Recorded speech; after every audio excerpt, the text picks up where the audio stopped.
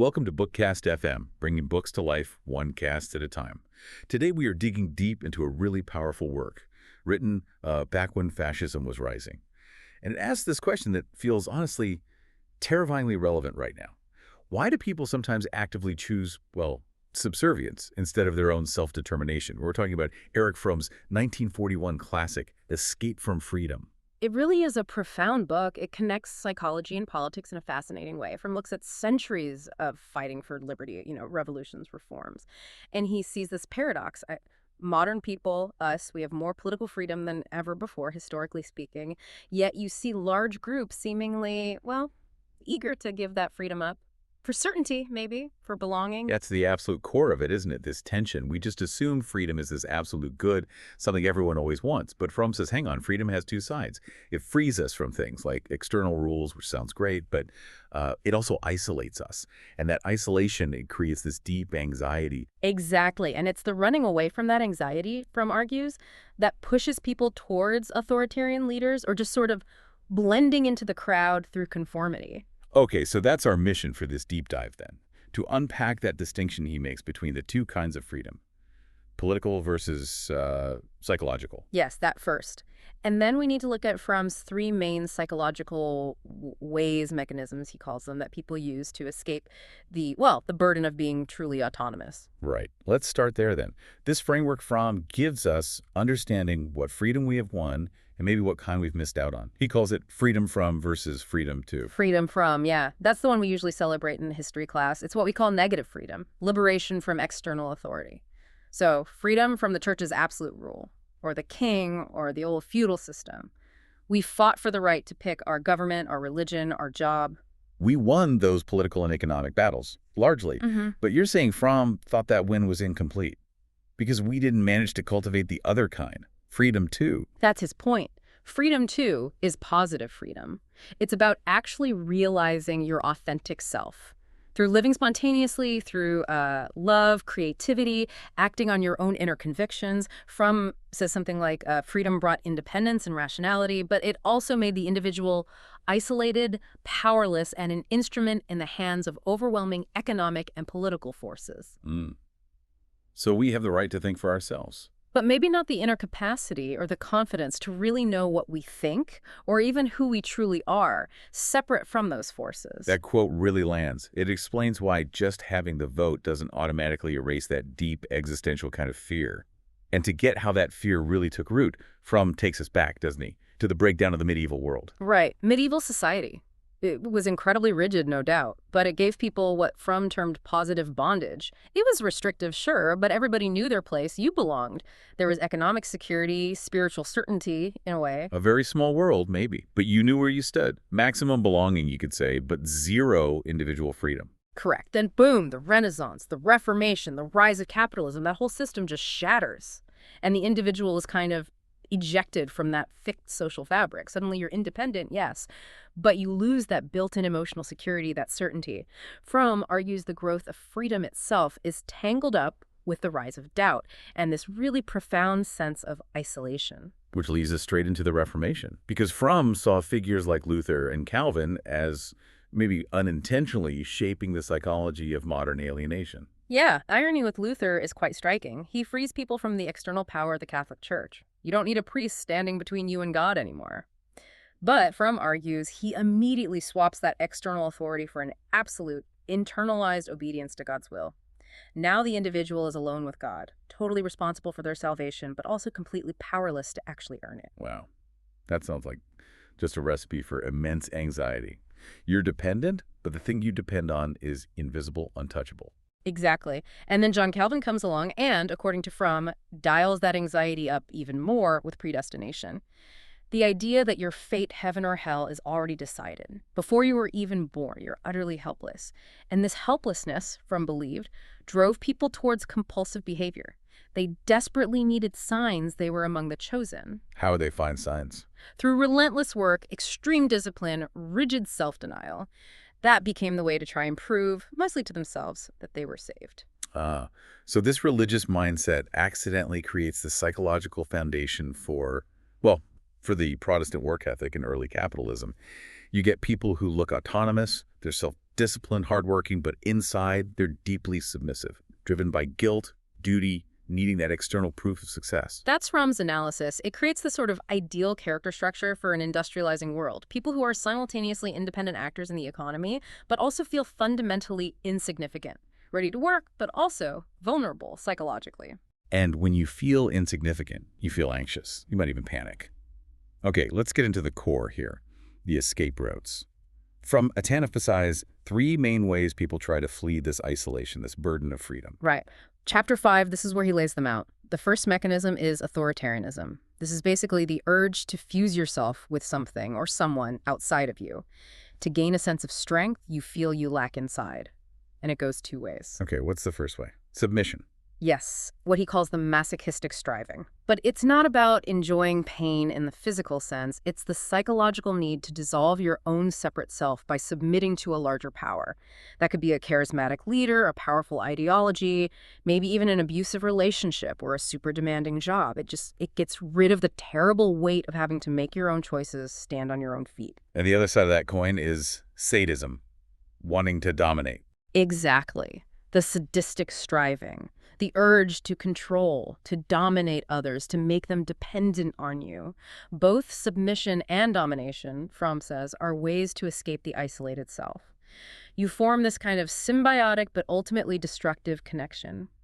He says, man can escape the feeling of his own insignificance by losing himself in the power and might of something greater than himself. That makes it clear. It's not just physical. It's about this psychological merging to dodge having your own separate identity. Okay, what's the second mechanism? Destructiveness. This one emerges when that feeling of powerlessness, of being threatened by the world, just becomes too much to bear. The impulse is then to try and annihilate the world, or at least parts of it. If I can't connect with it, if I can't create meaning in it, then maybe I can destroy what makes me feel so anxious and small. It's like the ultimate act of protest against feeling powerless. How does that show up today? Besides, actual violence. Well, Fromm might point to things like intense cynicism, maybe deep-seated apathy, even things like constant online trolling, that relentless need to tear down other people, their ideas, their work, their happiness. It can be seen as an attempt to feel powerful by bringing everything down to your level. Reduce the world to rubble, psychologically speaking. Fromm has this chilling phrase for it, the outcome of unlived life. When your own life feels blocked or stifled, destruction becomes a kind of substitute for creation. That's heavy. Okay, the third one. The one Fromm seemed most worried about for modern democracies. Automaton conformity. Yes, this is the really subtle one, and maybe the most widespread. It's basically giving up your individuality completely, melting into the accepted social norms, the cultural patterns. The person stops being a genuine, unique self and instead adopts the ready-made identity society offers. You mimic the right behaviors, you echo the approved opinions, you chase the correct desires. So you think you're making choices. I chose this car, I picked this career, I support this party. But really, you're just picking from a very limited menu written by the culture. And doing that avoids the really hard, maybe scary work of figuring out who you actually are and what you genuinely want. Precisely. You become like an automaton, just running on the cultural default settings. And Fromm ties this very closely to what he called the marketing orientation.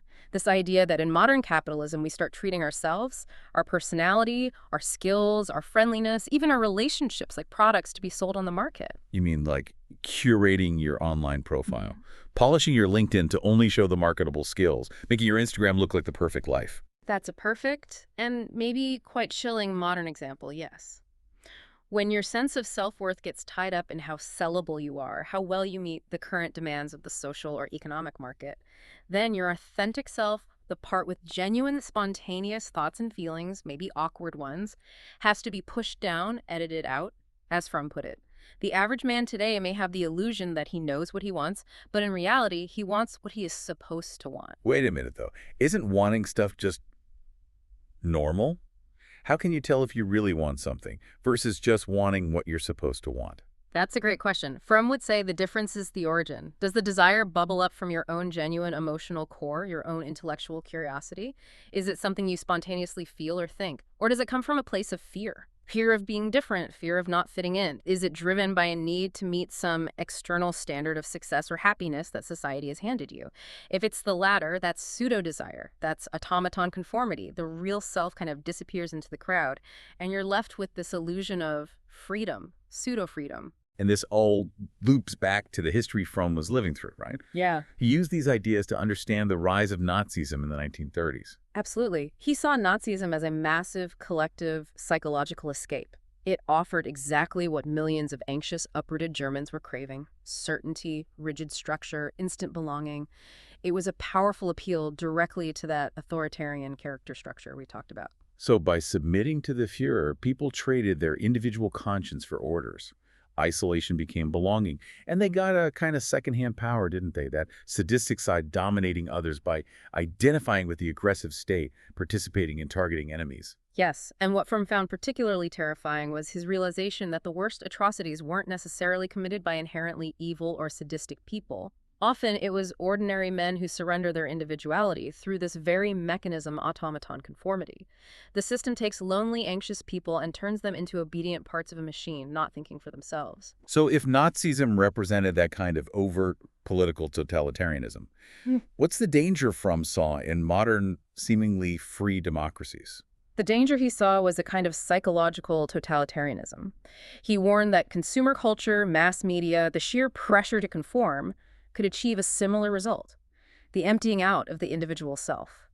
If our main choices boil down to which brand to consume or which pre-packaged political viewpoint to adopt, are we really free? Or are we living in a kind of comfortable cage of pseudo-freedom that keeps us passive? Okay, so that's the diagnosis. Pretty bleak. How do we fight back? What's Fromm's path towards breaking free from these escape mechanisms? The antidote, he argues, is the active pursuit of positive freedom. That means engaging with the world spontaneously, acting from your own reason, your own inner convictions, not out of fear or compulsion or just following the herd. It means finding ways to connect meaningfully with others, but without losing your own integrity, your own separateness. And the key to that, the foundation for positive freedom, Fromm saw, really emphasizes love. Yes, but it's crucial to understand what he meant by love, not just passive romantic feeling. He defines mature love as an active power. It's about care, responsibility, respect, and knowledge. It's a way to unite with others that overcomes isolation, but preserves your individuality. It doesn't dissolve it. Love allows you to be connected and autonomous. He states it so clearly. Love is the only sane and satisfactory answer to the problem of human existence. But that sounds like it takes, well, more than just feeling. It takes courage. Definitely moral courage, the courage to face uncertainty, to tolerate ambiguity. Maybe the most practical takeaway from the entire book is this shift in perspective. We need to move away from desperately seeking security at all costs.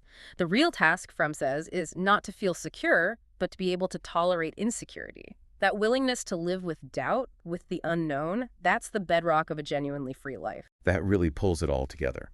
A powerful synthesis of escape from freedom.